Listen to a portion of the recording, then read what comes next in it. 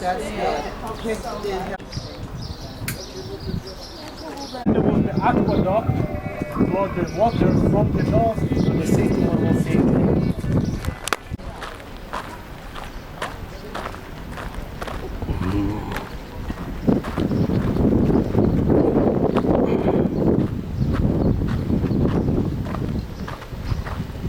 There we can see some of the statues, the marble statues that were found here in Caesarea, and many more were found.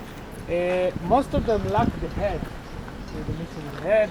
Some first they assumed that maybe it was from the earthquake. Everyone here, we have a big earthquake here. That's probably for you, everybody. Hi. שלום. כן, קחי אותה, הנה.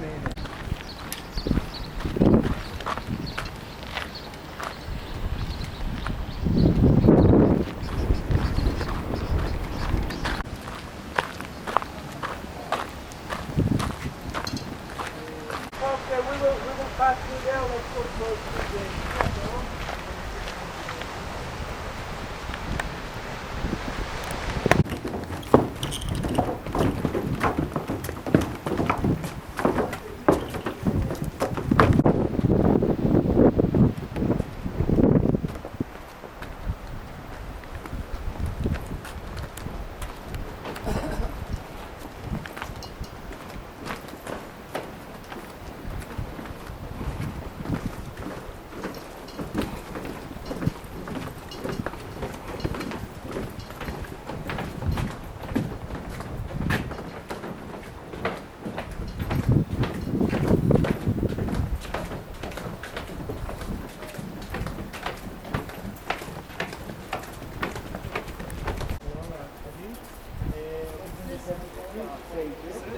one today. Yes, it was higher. There was another floor. This area where we are now, the orchestra. There was the scene right behind us, the stage, with all the columns. Later on we will see the column, but this part didn't survive. All of this area was covered with sand dunes. That's why some of the stones, maybe the sandstone that you see, those are like the original stone. It was excavated also by some Americans. Plaster to cover this area. And of course there is a great acoustic, there's a great view behind the stage.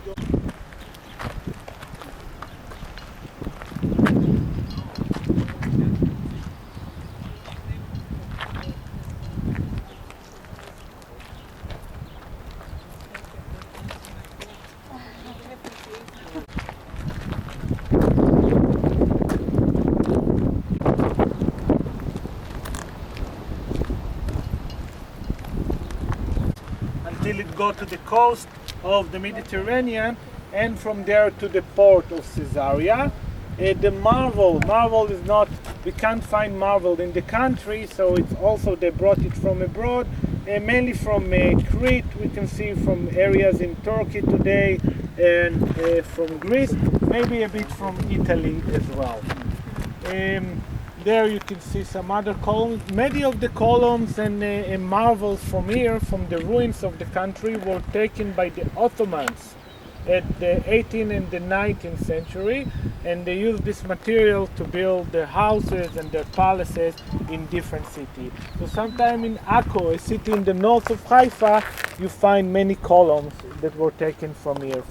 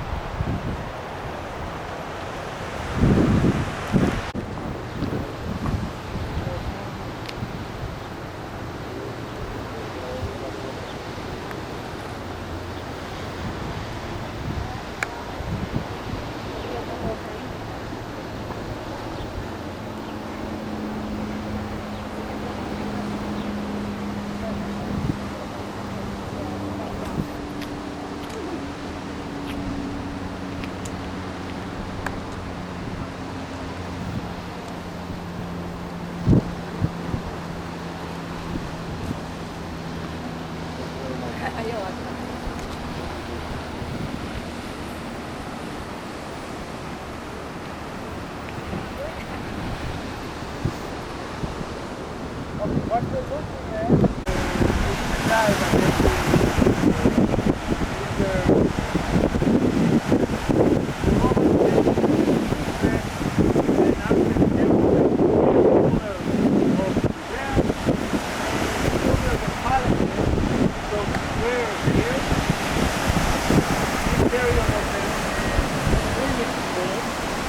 down there, the swimming pool, and the area with the columns here, and the columns of the palace, the swimming pool that was at the entrance.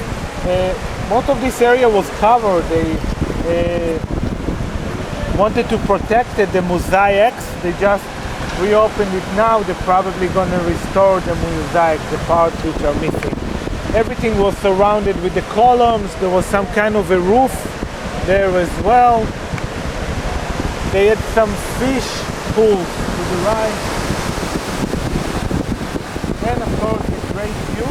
The sea level was a bit lower than what it is today. So the coast was passing there.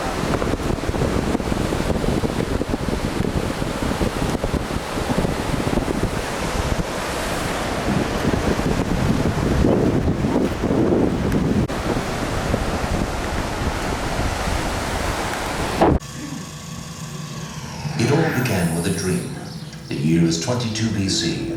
Herod the Great, king of Judea, who was crowned in Rome, is keen to strengthen the commercial ties between the Roman Empire and his kingdom. In his vision, Herod imagined a deep water harbor to shelter ships from across the empire. A harbor with a man-made breakwater, a high tower and strong fortified walls to provide a safe haven for merchant vessels. This was a revolutionary project, ambitious in scale and unique in the region. His dream Herod named Caesarea.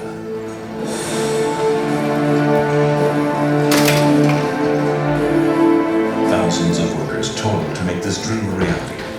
Enormous wooden caissons are sunk into the sea to form the foundations of the massive breakwater.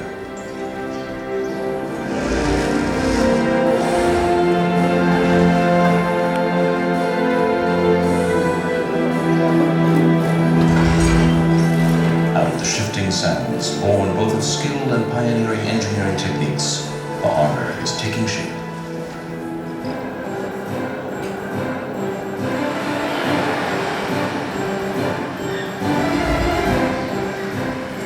In a dozen years, Herod's dream has become real. Where once there were dunes, now stands a beautiful harbor city, thronged with people and thriving with life. Ships carrying rich cargoes arrive from all corners of the empire. The elegance of Caesarea is admired throughout the region. Merchants and workmen are everywhere. Towering above the harbor, the fire is burning bright on the Drusian Tower, bringing ships safely to port. To honor his Roman patrons, Herod builds a temple in the harbor front and dedicates it to the goddess Roma and Augustus Caesar. In return, he gains the trust of the Roman Empire. Its reign reaches as far as Syria.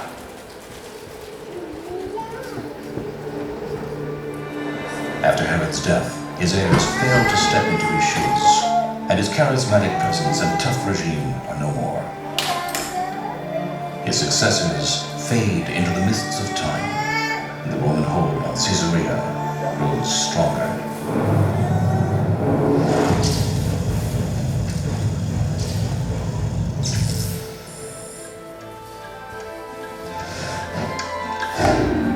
Caesarea becomes the capital of the Roman province of Palestine and headquarters of the Roman governor. The deep-water harbor is a source of income and employment to the flourishing city.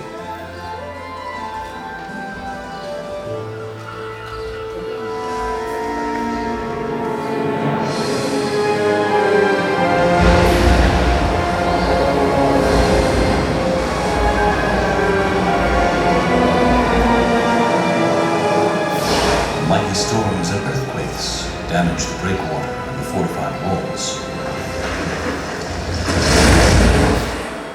Yet the city stands and attracts Jews, Christians, and pagans alike. A Jewish community develops in Caesarea and becomes one of the most dominant in the land.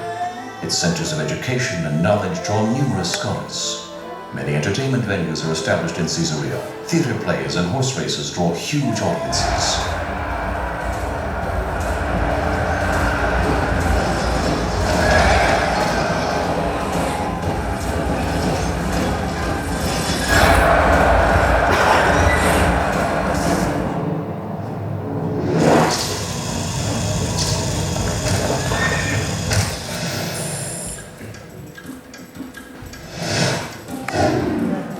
By the end of the 4th century, the Roman Empire collapses, and its place in the east is taken by the rising Byzantine Empire. This is a new era for Caesarea. Better fortified walls are built to surround it. The gladiators' games are banned, but chariot races continue to entertain the citizens and their guests. Prosperity is everywhere. The markets are abundant with fine olive oil and wines, and trade is flourishing.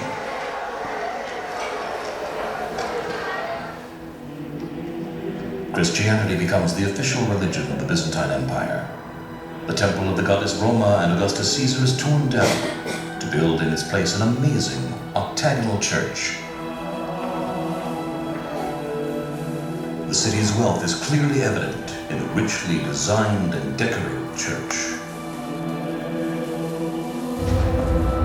Alas, man-made work cannot survive the forces of nature for long. Severe earthquakes continue to hit Caesarea.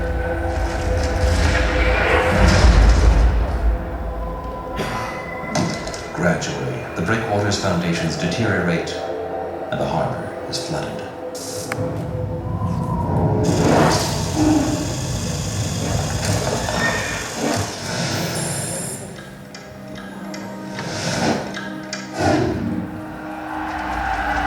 In the 7th century, after many battles and a 7-month siege, Byzantine Caesarea, which was one of the most prosperous and fortified cities in the land, falls to the Muslim hands.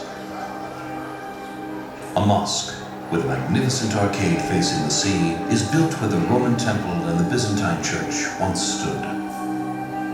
When the city's great harbor finally yields to earthquakes and storms, Caesarea becomes a sleepy town and its ruins turn into marble quarries.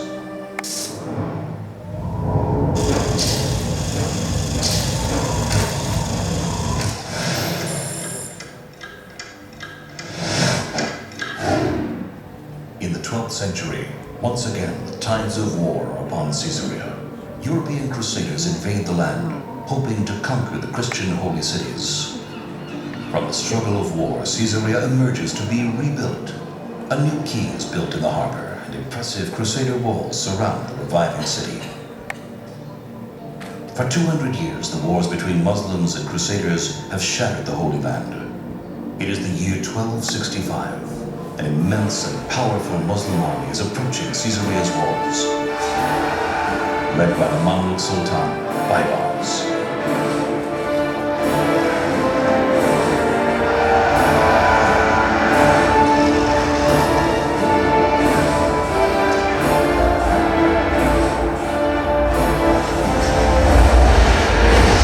After 3 days of battle, Baybars soldiers break into the city, spreading havoc and destruction.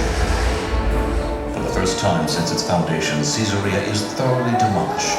Sultan Baybars does not rest until he razes Caesarea, wishing to wipe it from the face of the earth. Caesarea fades slowly into the realms of dream and fantasy from which it was created.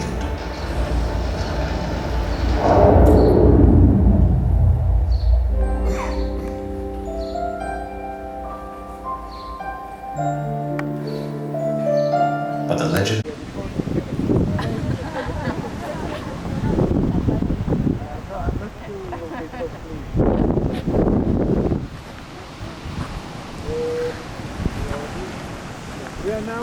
So they needed a lot of water, the bathhouse, for the fountain, for the bathrooms.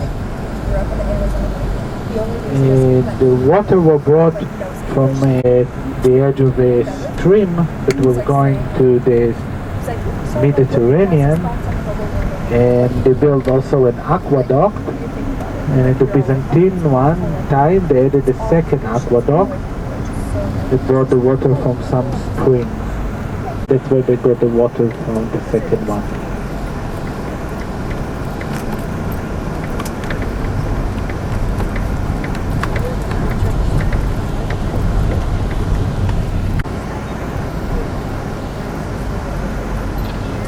I will stop here for a few minutes if somebody want to go down to take a picture or two. Most of the the refineries there, they're going to look like a nuclear power plant, that's a refinery. Most of the petrochemical.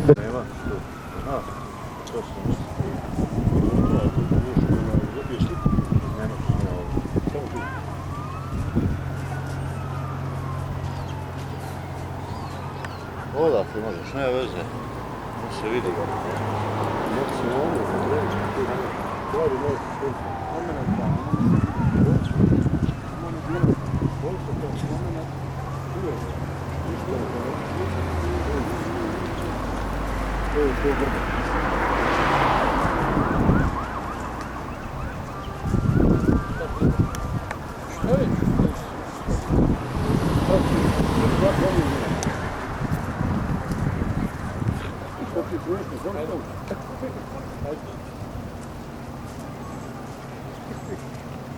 Klun je profesional, reporter.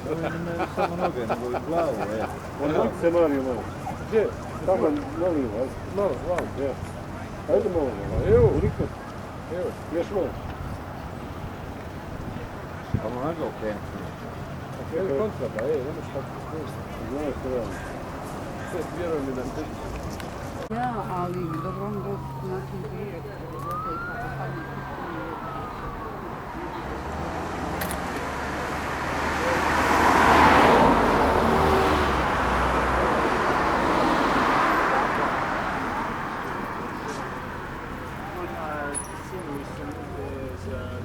Aha, tata samo ono, rogobrasno.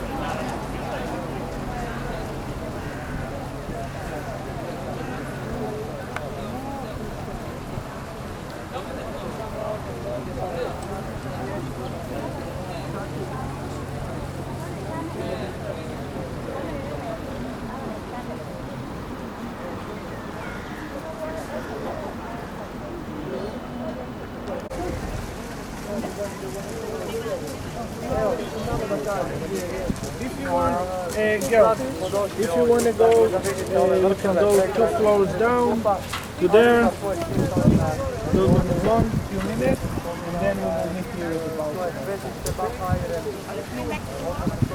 Tomorrow we're going to go to the Golden Dome, okay? But now if you want to go down 2 floors, okay? And then we will meet here at the balcony. What time do you want us to leave?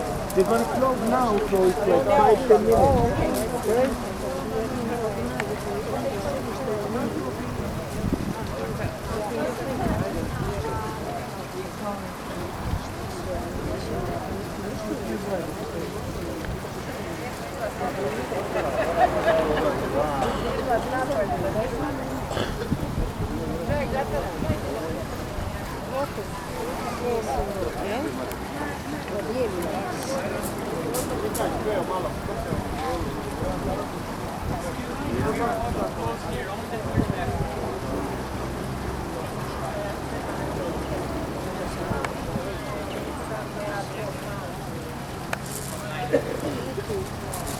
Got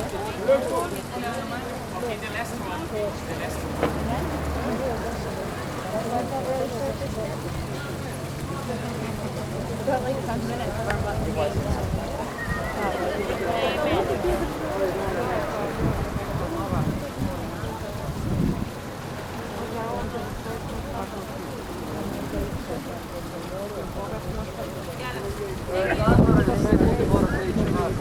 Because many rockets, and many of them fell here in Malta. The danger that it was going to fall in the petrochemical industry, one fell there, but luckily nothing happened. Few rockets fell here, very close to here, and some there as well.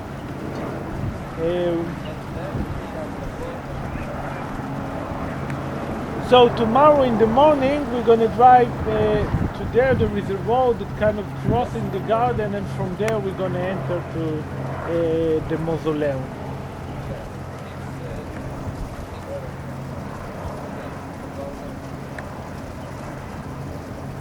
Any question about the place? So can we actually go into the mausoleum? I hope they will allow us. Yeah, I don't know now what's there because it was closed for 2 years. So that will be the first time after 2 years that I'm going in as well. I hope they will let us. And they don't allow the bottom gardens. No, from here, when you go from this gate, it's only for those 2 stages. They have some special tours with the behind guide that takes you for all along, but it takes few hours. You need to do like reservation or coming in advance. And it looks like there's a road running right underneath that where the stars are, the star pattern. Yeah, that's where we're gonna enter tomorrow. Well, that's actually a bridge. It's passing above the road. You see what's gonna happen.